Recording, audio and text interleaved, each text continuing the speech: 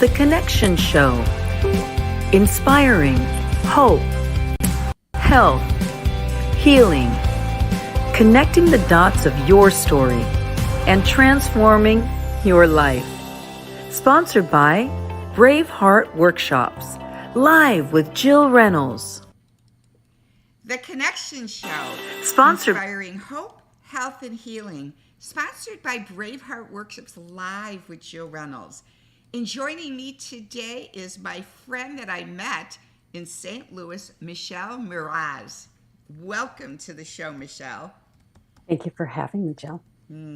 We are just honored. Before we begin, Michelle, I'd love the audience to know about an amazing event that's coming to Branson, Missouri, August 19th and 20th at Yakov's Theater here in Branson. It will be called the Resilient Bravehearts Women's Conference, Inspiring Hope, Health, and Healing. I want to show the flyer so people have it and how to, get a hold of me for that event. And while you're in Branson, and I want to talk about the event, if you need a ride, there's also a ride share service. I'll flash to that too. So we can pick you up at the airport, take you wherever you want to go. And that way you don't even have to rent a car. So going back to the Resilient Bravehearts Conference, Michelle, which I pray to God you'll be at this event, it's going to be about Queen Esther's in the Bible. Queen Esther was fearless and courageous. And the wonderful Sight and Sound Theater here in Branson has the play Esther playing right now. So if you could come in a day or two before the conference, get tickets immediately for Queen Esther because they're selling out 2 and 3 months in advance.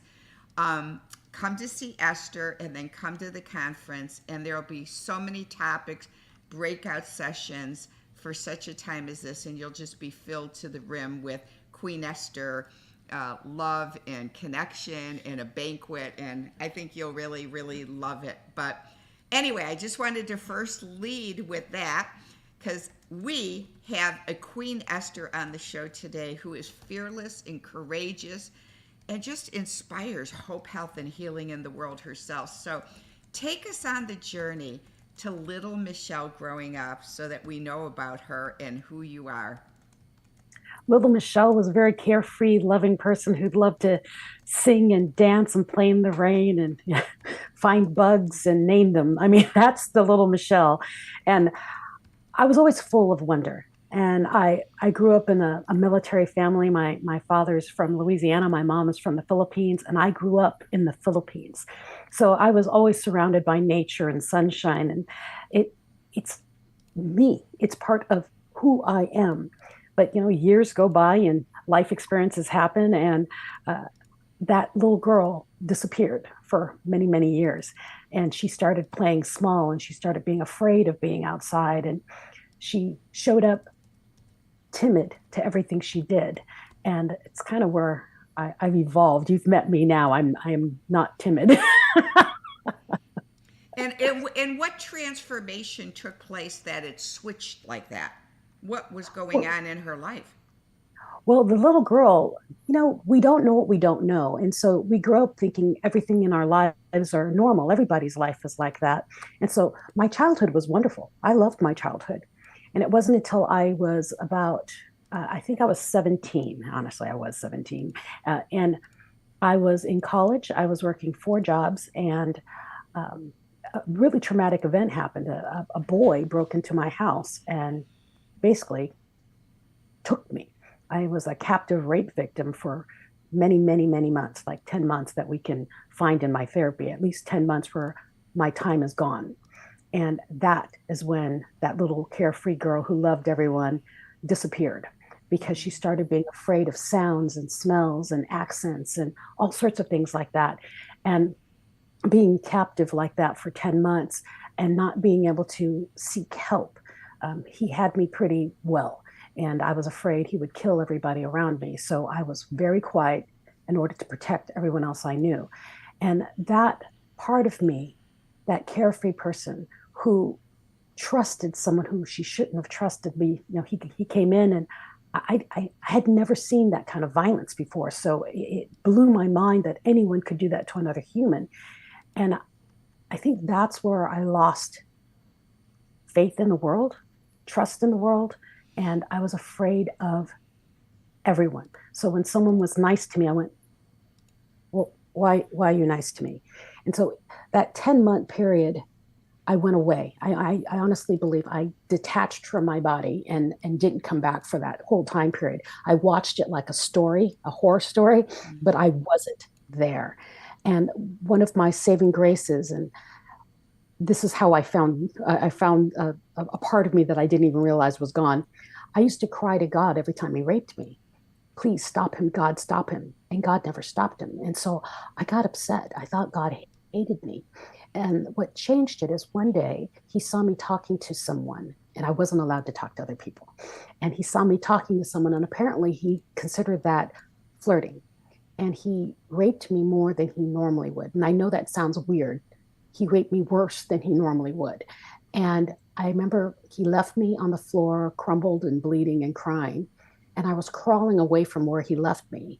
He walked out the house, and I said, Dear God, what can I do? And I heard, You're smarter than him. And what was crazy about that is those other 16 years of my life, I used to not want to be smart. It was I was embarrassed that I was the one who would set the curve. And I was like, okay, I'm trying not to be smart. In that moment, I was told the thing that I thought was my detriment was the thing that was going to save me. And I got instant strength. And I'm like, okay, I am smarter. How do I get out of this? And I maneuvered my way out of that situation by outsmarting him, not out muscling him. And it shifted a piece of me. So 30 days later, after I ended up getting, that's a long story. I ended up getting him out. And 30 days after I got rid of him, my brothers actually got rid of him and my minister got rid of him. 30 days after they got rid of him, he showed up at my house again with a gun, and he was going to do it all over again. And I took the gun and I put it under my chin and said, kill me. I'd rather die than you ever touch me again. And there was this confidence in my voice that I wasn't afraid to die, but I was afraid for him to touch me. He was never going to touch me again. And so let's pause, okay? Because this is a big story. So yeah. I want to go back on a few little things. Then this is where Ken and I we were taking the movie reel. So a couple questions so the audience will know. So where were you at when the first incident when he first took you? What city were you? Like you said, you were in college. I was in Omaha. I went to University of Nebraska of Omaha. Okay, and so he broke into your college room. This gentleman. No, I had an apartment. Okay, so he broke in, and you didn't know him at all. I had just met him. He was a new boy at work. Okay, so when he took you from your apartment in Omaha, where did he take you? To his place? He moved in. He moved into your place? And he made me take care of him.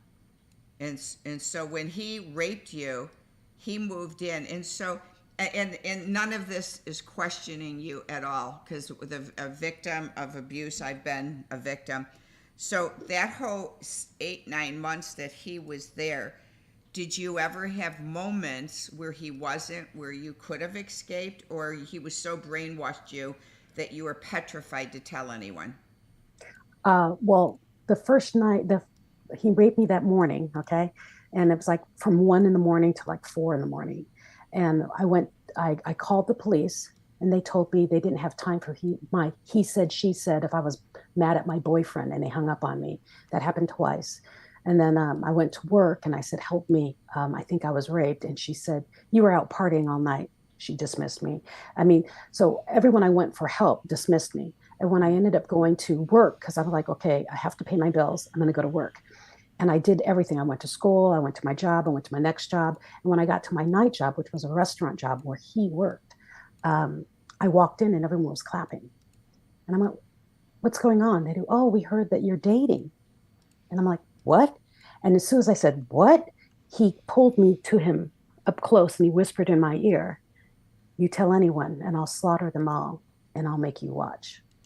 And I remember I know what he can do. I will not be responsible for the death of anyone else. And he had me in that that grip of fear of what will this monster do. And so I shut up. And my boss that night said, "Are you with that guy? I don't like him." And I said, "I'm not with him. I'm not." He said, "Okay." He fired him that night. And so when I came home that night from my waitress job at 1 o'clock in the morning, he was standing in my dining room waiting for me. He had jerry rigged my sliding glass door, and he took me again. And then that way he said, that's when he said, "You got me fired. Now you get to take care of me." And he never left. Wow. And so every day for that period of time, He that drove me to work and that he waited outside. and that fear had penetrated all the way to your mind to the point where you were like completely powerless to tell anyone more because you didn't know what would happen to someone else. Exactly. And his other Wow. threat to me was if I told my mother, my mother was a single mom with two, the twins were underneath me, so they're 10 years younger than me. He said, "I will slaughter your family." Wow. And so it was like, no. So I shut up. I basically, I was like the sacrificial lamb. I will suffer so he leaves everybody else alone. Okay. Well, thank you for filling that in because that was a big part of the story that Oh, it's I huge. that yeah that I was missing, and so I understand disassociation where you go into disassociate. So let's forward back then to that time like that we were just at the ending of. So again, how did you get him out of the house then? How did you get him out of the house? Well, I got him out of the house, and this has been a big problem with me as I've moved through all of this. I lied. And, lying's bad. But the only way I could get away was I lied, and I lied well. I told him I loved him. I told him I would never leave him and he didn't need his gun to control me anymore. If he sold his gun, we would make money and then we could go away and no one would know who I am. We would move where no one knew me because people knew me. I had friends and he didn't want me to have friends. So he's like, "You're right. If we sold my gun, we could move to New York and we could be together just to us." I did. "Yeah, sell the gun. My brother will buy your gun. He loves guns." And so he brought me to church that Sunday, and he never used to let me hug people. He let me hug my brother. I hugged my brother, and in his ear, I said, "Buy the gun, don't ask questions." And when I released him, I said, "Hey, my brother wants to buy your gun." And so he went out and talked to my brother. And I don't know what happened because I went to church. My brother never came in. My other brother never came in. And then the minister left. We did the whole service without the minister. And when I came out, the minister called me into his office and he said, "I don't know what that boy did, but he'll never touch you again." And so that's when the boy disappeared for 30 days. And then And then he at and that, then that and then he 30 days. showed back up again with a new gun, threatening Yeah. you. And Uh-huh. how did you keep him away then? Well, after I told him, "Kill me, I don't want you to touch me anymore," he fell to his knees and he said, "I just want you to love me. Why won't you love me?" And he was crying. And I remember looking down at him thinking, "What did you see that you thought this was love?" And I remember telling God, "Please let me stop this." I mean, he saw something bad happen to his mother and he was repeating it on me. And if I can break the chain, I will. I said it when I was 18 at the point, I think. And I remember thinking, I don't know how I'm going to do it, but I'm going to break the chain. Whatever that mentality was, he thought it was real. He thought that was truth. And as years go by, because he left me and he told me the last thing he said was, "If I can't have you, no one will. I will find you and I will kill you." And that paralyzed me for years. I mean, absolute years of my life. I think I was still scared of him at 45. And I mean, that happened when I was 17, right? Did he But did he ever come back and threaten you like over and over again after that? no, he would just drive by. I'd see him outside of work in his car. And that's how I had a fear of a certain type of car because I would see his car. He was always watching me. And I Wow. remember and that was before they had stalker laws and things like that. I mean, I'm in my 50s, so they didn't have these kind of laws back then. So I was kind of at the mercy of whatever he did. And by God's grace, he didn't come back after me. I ended up moving to another apartment and all that kind of thing. And back then you didn't have cell phones. So lose your phone number, he kind of loses you unless he tracks you. I mean, he found me a couple of times.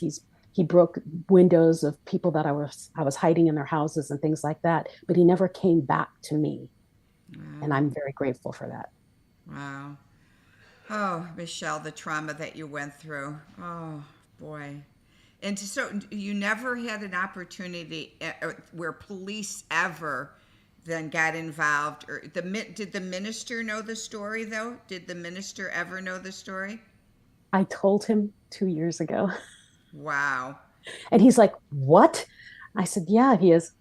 I didn't know. I just knew that you were uncomfortable and he scared you. And I went, "Oh, yeah, it was far more than that." And he cried and he's like, "I I only protected you. I didn't know what he had done." I said, "No, I didn't want you to know what he did, because if you did anything more, you'd be in jail, you know?" So And your brothers, did they ever find out the truth then too? Your brothers?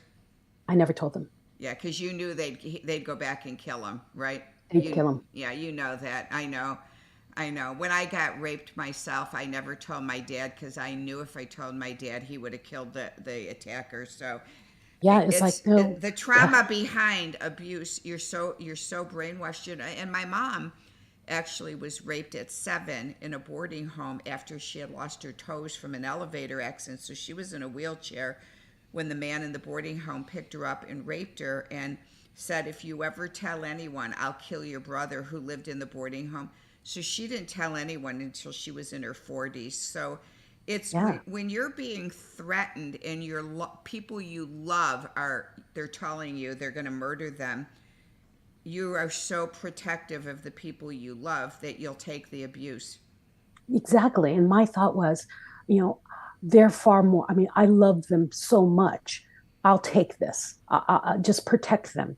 And I've had people who I've told this story to, and they do, "Are you an idiot? Why didn't you kill him?" And I'm like, one, I'm a teenager, never been touched before, didn't even know what this was. I just knew it hurt and it was scary. And that I saw the monster in his eyes. I saw that monster in his eyes. And I said, "You don't know who I was there. You weren't there. And I'm telling you, I am not a murderer. And I wasn't going to go to jail for murder. I couldn't do I didn't know. I just Yeah. couldn't do it. I'm 17." And so I had people say that to me. I'm like, "Well, one, I'm never speaking to you again."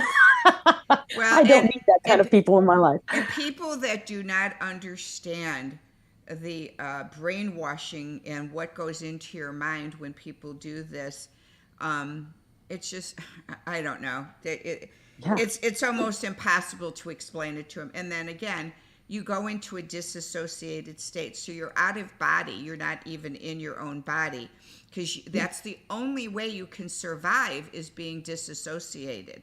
Because if you stay in body during this, you yourself would have committed suicide. You would have. Yeah. You Yeah. would have. And it's so rare to meet someone like you who actually understands when I said I wasn't there. Yeah. Yeah. Yeah. Yeah. I totally get it. Totally get it. So let's move on. I know this is such a heavy story. So after you finally got set free, even though this poor young little girl, still 18, 19, was so petrified and looking over your shoulder all the time, is he going to come? Is he going to come? How did you progress then in your life, and what took place next? I just kept moving. I mean, I had 4 jobs and I was still in school. I ended up dropping out of school because my brain just couldn't handle extra information at the time. And I moved into, I found another world of people, basically, people that were nothing like him. I wasn't in that group with him, anyways, but I think I just kept living and just kept looking over my shoulders. And of course, avoided sports cars and, certain smells. I mean, I think it was, he had a cologne, and every time I would smell that cologne, I would move. Ugh. Yeah, you would scare the heck out of me. It's like, Well, I relate because my mother was one of my abusers, which we'll talk later about off air. And my mom on her dresser had a big those glass trays that you put all your colognes yeah, on. And she'd spray the cologne and go out at night and stay out all night. And we were latchkey children, and I was petrified because I had no one to take care of me. And so to this day, if I walk in a room with anybody who has perfume, fragrance on, I literally I would say within a minute or two, I go into a rage attack. I start getting violently mad, and I start having horrible migraines. So I always tell people, if you want me to be nice, do not wear any perfume, no fragrance around me, because you're going to see me go, ah, ah. Yeah, with me, it's men's cologne, that heavy men's cologne. I go, yeah. Yeah. So I understand. Again, our stories are so, I love you so much. So, yeah, so I can just see this little girl, and I call you still a little girl at 18, 19, 20.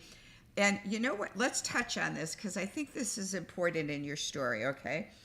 So, one of the things that I've learned from trauma is that we utilize different things. The definition of codependency is when we allow people, places, or things to become more important than ourselves, that we lose our identity.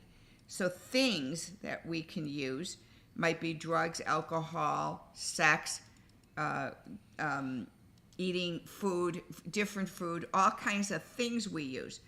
But when I say places can be like church or jobs. So when we substitute whatever pain we're having and switch it. So to me it sounds like, and so I never assume, so when I say this, I'm never putting it in your mind. It seems to me when the trauma took place, the thing that you became codependent on was jobs and busyness, so that it protected you from the trauma. If you want to go into that a little bit. I filled my world with people. I was never alone. I could not be alone, because if I was alone, I was suspect. Someone could get me. So I was always in a group of people. The other thing that I learned from this experience was I became highly astute at reading people's body languages, and I don't question it. I mean, when I met that boy, I remember a gut feeling I remember being afraid. And I went, no, it's just me. And I was right. So after that, I started watching people. I mean, I'm an executive speaking coach. I use what I learned from my trauma to help people read audiences and speak and communicate better, because I realized that he showed signs. He gave things away and I ignored them. And so now I teach people how to watch those body signs, understand how they do theirs to communicate better. I watched and I became very good at watching. And then let's go into this, because this is an important part of your watching. So people, but I'm still attached to the busyness one, working 4 jobs. So, I was working 4 jobs because my father kicked me out at 16. Right after my senior year, he kicked me out my freshman year of college. So you can't sign any documents, you have nothing. And so I had 4 jobs to pay for the rest of my schooling. I had a scholarship that paid for my books and like my labs and things like that, but I still had to pay part of my tuition. And so I worked 4 jobs because I had one that paid my new rent. And because I was too young to sign a document, I had to make sure I never missed rent, because I had someone else who really didn't know me sign with me to vouch for me so I can get an apartment. So I had that job that paid for that. I had another job just to pay for food. And I had another job because I couldn't sign anything and I didn't have a car.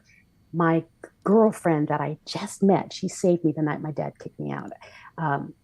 Her father bought me a car and I was paying him back with that job. And then the 4th job was trying to save money so I could get out of town. So that's why I had 4 jobs. Okay. So you know my personality by now on the show, with God talking to me about connecting the dots. So you just said something really, really important for the show.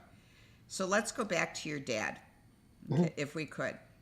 And so here is this story of a little young girl being kicked out of the house by her father.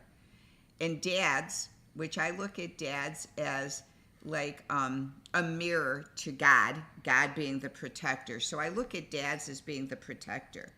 But here your protector throws you out onto the streets and therefore sets you up. It's a setup then, being alone, to have yourself raped and captured.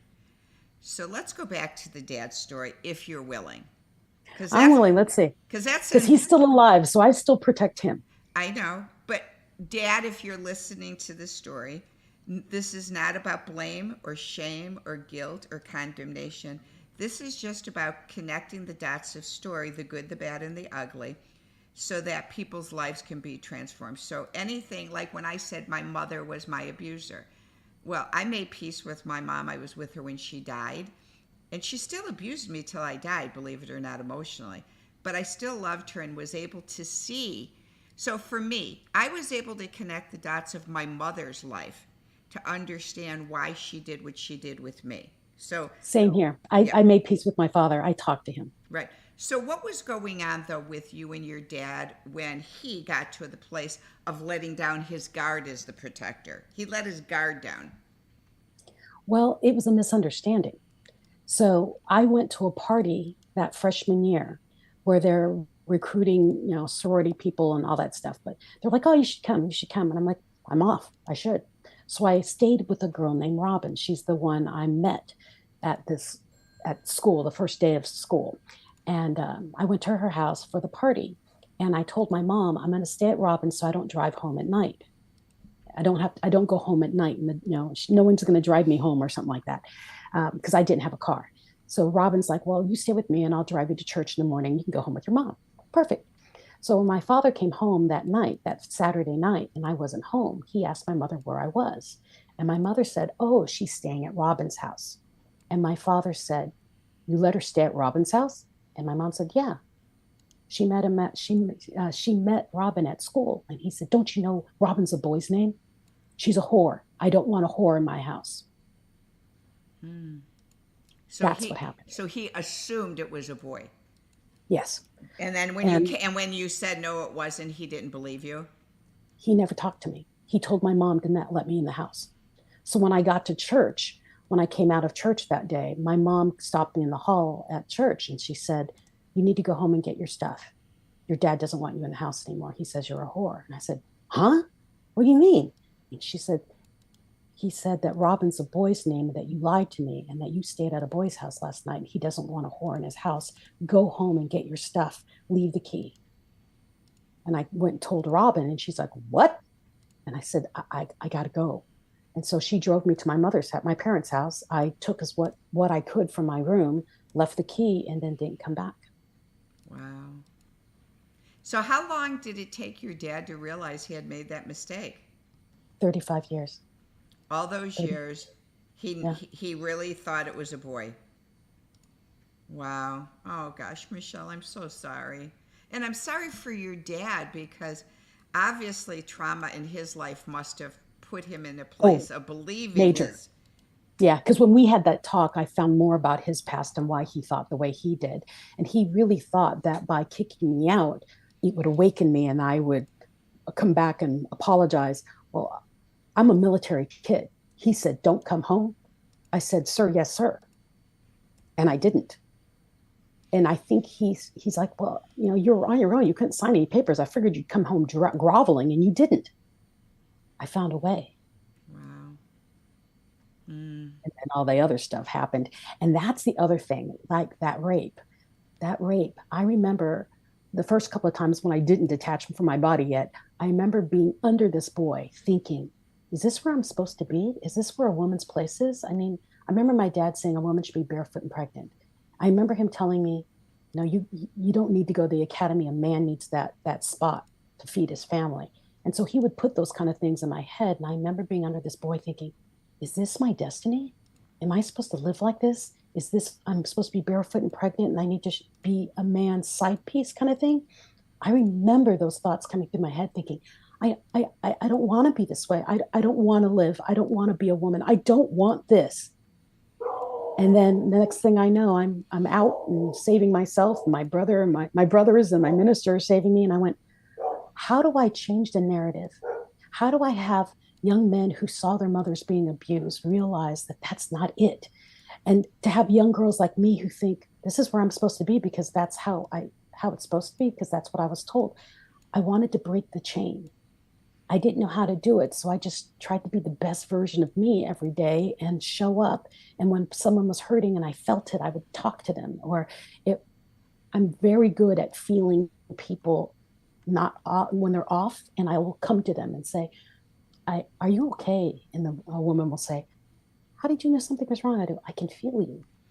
That look in your eye is the same. We have the same look. You're being abused or you've been raped. And they do, how did you know? I do, we feel each other. There's some Mm-hmm. energy where we've all experienced it. We can feel it. And so Well, that, and that's why story is so imperative. And we're going to get to how you know story because you know story. But why it's so imperative and why God gives it story. I mean, when Jesus walked the face of the earth, he shared stories, accounts, and parables throughout all of Scripture for lives to be transformed. So when we share stories, and listeners, when you're hearing Michelle, listen and find similarities in her story with yours, because that's where your life will be transformed. So, this is a question, Michelle, with all of this pain you went through, first with foremost with your dad not believing you. And again, Dad, we're not blaming you. It's just something that came in to your being from your life. And yeah, he then, worked in his awareness of what right, he knew. right. And then this young man whose life was completely insane himself, who abused Michelle. During this time, Michelle, did you go in and out of the disassociation with suicide ideation, thoughts of plans of how can I end my life and be done with this? Did you go through that you recall it all? I remember wanting to die, but knowing that I couldn't die or I'd hurt the people I've been protecting. I can I, I, I can I relate to lived, that. yeah, I lived to protect the people he would have hurt. And then if I killed myself because I really didn't want to be around. And here's the ironic thing. The woman that I said that I got kicked out because her name was a boy's name, the one who, when I couldn't sign any documents, she moved me into her house and took care of me and said, I've got you. Stand up. Don't cry. Pull up your big girl pants. Let's go. She kept driving me. I'm in her house right now. We're still friends. Unbelievable. And praise Robin and praise God. And so I can really, really relate to that feeling where you're just crying out at night, God, please let me die. Please, God, will you let me die? Please do anything, God, to take my life. And you're begging God to let you die because the trauma is so big, but you The don't want to. nightmare, the Yeah. nightmares. Oh, Whew. Yeah, the nightmares were horrific. yeah. Oh. So let's move forward. And so now you're in 20s, 30s, you're still working and getting your life as much in order. Take us on the journey of adulthood, Michelle, because you've got some amazing accomplishments. And I believe, but I don't know the story, you were in an accident too that Oh, changed your life. So, can we yes, transition with time yes. a little bit of how that accident traumatized you yet again, and then what you're doing today? Well, as a young adult, I, I, I, well, long story short, I married my high school sweetheart, someone I met in the Philippines before all the bad things started. And what it was is I looked at my life and I remember saying, I don't want to repeat this process. They say when little girls marry their fathers, I didn't want to marry my father. And I wanted to be a better person. And I found this young boy when we were in the Philippines. I fell in love with him, actually. I swear a light shone through the clouds, and God said, this is the boy. I met him when I was 14, before all of this happened. Well, he was still writing me, he was still calling me, he was still talking to me. And I ended up marrying him. He is polar opposite of my father. He's what my father said did not exist. And there he was. And I had met him a long time ago. Well, when he proposed to me, long distance, because we had not been living near each other, um, that shifted my life. He said, I'll take care of you. And we got married. We went on our honeymoon. And I remember on my honeymoon, he touched me. He took my wrist. He touched my wrist, and I lost it.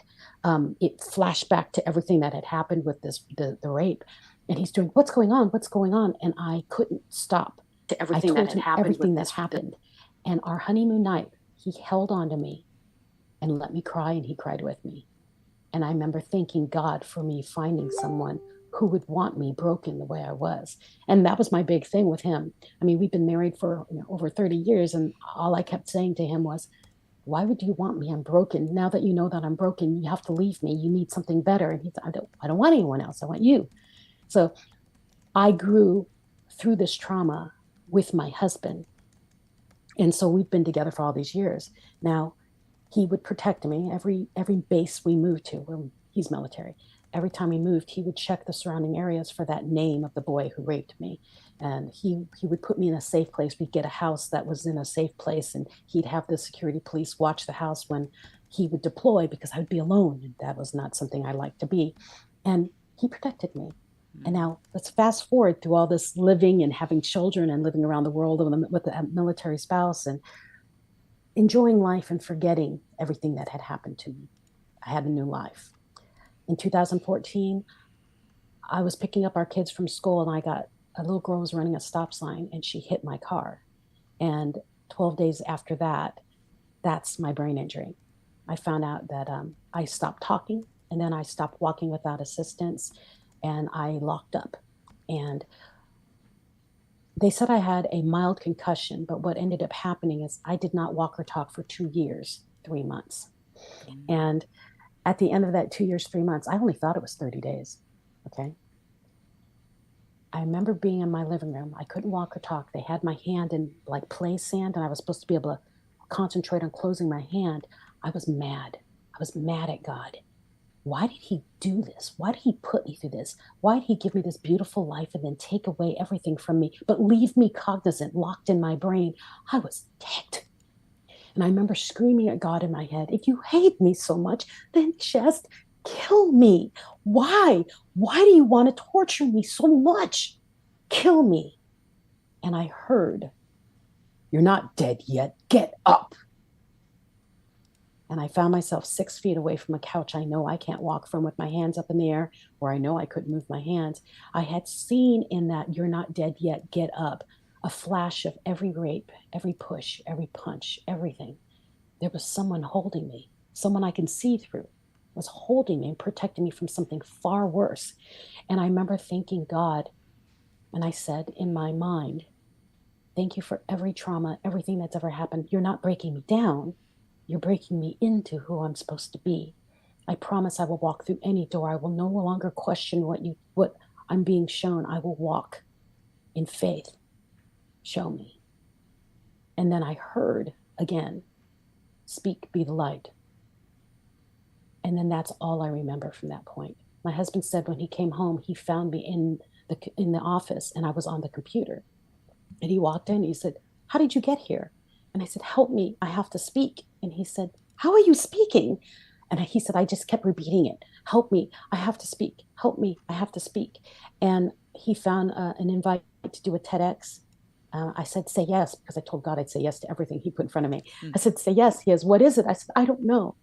Say yes. Found out TEDx is a TED Talk, and I have been speaking for 2 years. And so say yes. And I ended up starting therapy and pursuing getting myself back. And I got myself back to a point where I was able to do that TEDx, and did really well. But right after my TEDx, my brain locked up, and then I stopped talking again for 6 months. But that's a whole nother story. But what happened was I realized that all the pain and trauma I went through wasn't supposed to break me. I was supposed to do something more with it. And it was speak, be the light. I'm supposed to share my story to help other people out of their darkness, that they know that no matter how dark and horrible what you're going through, there's an end, but you can't just sit there. Because God didn't say, I'm going to protect you and take the boy away. No, he said, you're smarter than him. Basically, I equipped you. Use it.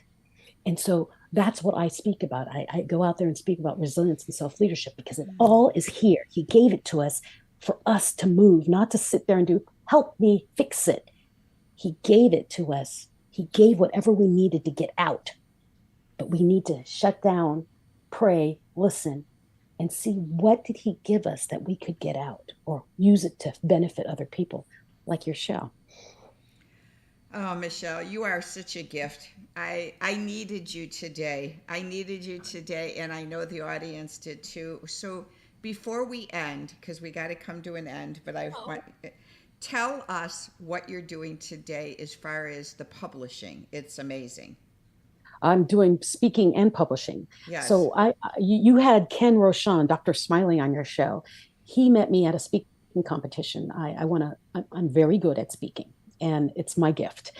And my big belief when I met Ken was he does books. Well, I write books too. And he goes, well, what can we do together? I said, I don't know. God brought us together. God definitely brought us together. I shouldn't be here, and you didn't want to be here, but yet we met. And so what we did is we formed something called Amplifluence, and this is how we combined our worlds. I believe if anything has happened in your world, it's because God wants you to teach it to someone else. If you're going to teach it, you must be able to speak about it. If you're going to speak about it, you need to be able to train about it. But in order for you to train about it, you must be able to write about it. And that's how we combined. You have to publish, speak, and train. Because you can't just say, and this is how I did it. Bye, good luck. Help people through the process Wow. and help them write their story. I believe that we are the cave painters of the world, of the future. We are the biblical stories. We're walking biblical stories.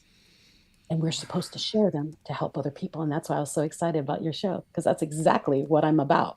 We're Well, and supposed to and share. and I get Holy Spirit goosebumps when the Lord speaks through me. So I just got a vision. Okay, so write, speak, and train. And the vision God gave to me 2 weeks ago, Michelle, and so I know you're supposed to be here, is He's telling me strong, real strong, Holy Spirit strong, is that in the Bible, in Titus, it talks that women are supposed to be mentors to younger women so that they can receive wisdom themselves, have purity, and do good in the world. So as we age, women age, we are to mentor the young girls so they can be wise, they can have purity in their life, and they can do good in the world. So He has called me to do this event called Resilient Brave Hearts for such a time as this. And He's calling women to gather together as mentors, and we're supposed to invite tweens, teens, college students, and young adults. And we're supposed to do topics that as we share those topics and speak, then we are to look out at the audience at the end. And so let's say your topic was on being held captive or raped or whatever, or abused. And then you look out of the audience and say, can anyone identify with anything I've shared today? Would you raise your hand? And as they raise their hand, the speaker then looks out at the audience and says, well, one of you young girls volunteered to share for 5 minutes about your story. So you invite the young girls to come up, one of them, to share side by side with what you shared, so that as the audience heard your story, they saw the similarities. Now you're inviting that young person to share their stories so the other tweens, teens can identify with their peer. Then we go into breakout sessions so there's space to talk. And so I have this vision of doing this event to manifest just what you said: write, speak, train. And then on the second day, we are to invite homeless women, domestic violence women, and recovered women, and surprise them as VIPs on Sunday with eunuch Esther makeovers with makeup and pedicures, and throw a feast. So this is the vision God has given me really clearly. And women, I pray that you'll come to Branson. I'm going to cry because I can't get through this without just knowing this is so God inspired, that we are to train up these women, these young girls who are so sad and so confused. And we need to stand alongside of them. And so I'm going to show, I can't get through this stuff anymore. It's like God tells me to do it. And here is Michelle's bio. And this is how you can reach Michelle. She's amazing in her publishing house. And we had Ken on the show. So Michelle, I love you. And I know that our journey has just begun.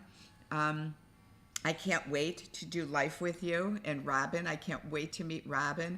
But thank you. In closing, just give like a couple words, because I'm a wreck. You know, when I share about what God's laid upon my heart, I'm a wreck. Well, I always quote Maya Angelou because, or no, let me do mine. Change is not easy. It's not rainbows and butterflies in a field of daisies. It's hard. But what it does is it shows us who we are made of, what we can be. And we must stand to be the best versions of us every day. It's in us already. There's nothing you need. You have to find it in you. God downloaded it into you. That 17-year-old little girl, if she didn't listen, she'd still be there. Reach out. Go be the best you. Find us. Come to this in Branson. It's going to be magical because I can feel it. We're supposed to be together. And then we need to make it bigger. And we need to go around the world with it. And my book is supposed to be called Resilient Bravehearts. I mean, God's told me to write a book called Resilient Bravehearts. Now he's telling me to do an event called Resilient Bravehearts, and we'll probably do an anthology called Resilient Bravehearts. So I see the whole vision. I just need, God's telling me right now, what you need more than anything is help. I need help. I can't do this by myself. I need people to come alongside of me to manifest this and make it happen. But you found me and Ken. Yeah. I mean, my book, Hold My Crown, Women of Grit, Share Stories of Resilience. I grabbed the adult women who've never shared their story and never let it out. I put them together in one book. We're doing the same thing with your book, Younger. Yeah. Well, God bless you all. And thanks so much for joining the Connection Show. And everyone, stay connected to this amazing woman of God who will transform your life through her story. God is good. He gives us story for a reason. And learn, everyone. I was told this by Dan Allender, a Christian psychologist who wrote the book, The Wounded Heart and Healing the Wounded Heart. And I was in one of the longest standing Healing the Wounded Heart groups in Chicago for 2 years. And Dan taught us, he said, when you tell story helicopter view, it's very difficult at a helicopter view to connect that story. So if you walk around and say, at 14 I was raped, that's a helicopter. But if you go into story, writing it down, giving the details, and learn how to land the plane, that's where true connection, healing, and growth and transformation takes place. So as you're journeying on your recovery, learn how to land the plane by writing story and connecting with Michelle at her publishing house. God bless you, Michelle. Thank you. Thank you, Jill. Bye, everyone.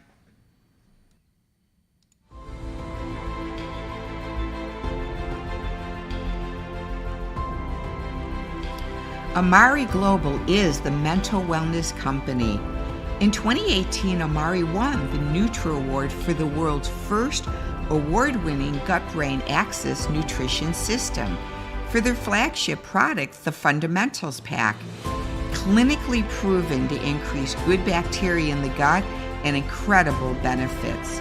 Amari means love, and there is love in every bottle.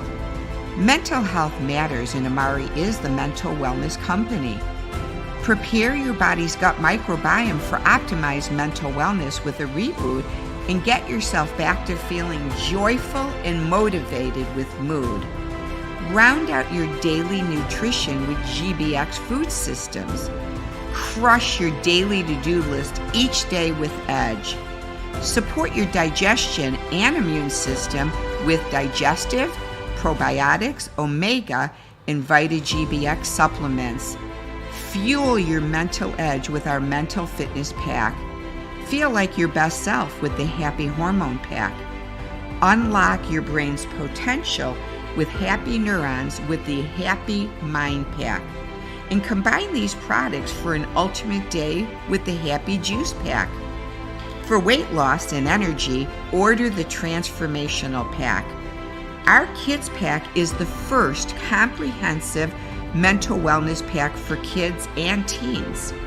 For a complete mind and body nutrition system, get your kids these today. Begin your wellness journey with Amari's Starter Pack and save. Start with the Entrepreneur Pack if you're serious about making an impact on your mental, physical, and financial wellness. Launch your Amari business with all our top products, packs, offers, and save.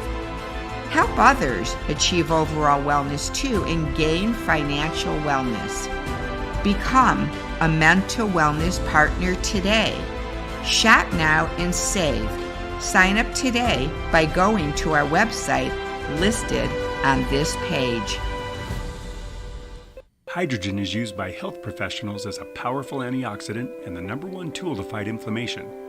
Studies show therapeutic potential in cancer, diabetes, digestive, and heart issues, and essentially every organ and system in the body. This is not medical advice, because I'm not your doctor, but if you have any health concerns, I strongly recommend that you learn more about hydrogen. Get educated at holyhydrogen.com and order the best hydrogen generator known to man. Use code BRAVEHEART for $100 off your order. Because hydrogen is the smallest molecule in existence, it can pass through the cell membrane and even the blood-brain barrier to clear out inflammation and free radical damage where other antioxidants just can't get to. Visit holyhydrogen.com to see the latest technology that elevates your immune system and fights inflammation. Search their research library to see if hydrogen has a track record for helping a health concern you're dealing with. Make sure to use code BRAVEHEART for $100 off your order. Remember, holyhydrogen.com.